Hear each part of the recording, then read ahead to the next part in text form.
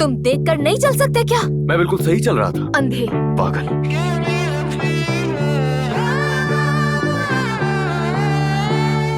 Sorry, मेरी गलती है। दरअसल मेरा ध्यान नहीं था। दरअसल वो मेरी गलती है। मैं पता नहीं किस धुन में गुम था और मैंने देखा ही नहीं आपको। शायद बहुत जल्दी में था मैं और हाँ, तो ये हम साइन टकरा होना गए। चाहिए था। ये कैंपस की गलती है। फजूल कैंपस है, जानती हो? तुम सही हो। मेरे ख्याल से उन्हें साइन लगाना चाहिए। साइन बिल्कुल होना चाहिए यहाँ पर। कि स्टूडेंट्स चल रहे हैं, यहाँ पर देखकर चलना चाहिए। इस टाइप का कुछ भी। या फिर स्टूडेंट्स देखकर नहीं चल रहे, कुछ भी। हाँ, मैं बुरा हूँ वैसे। हाया, हाया।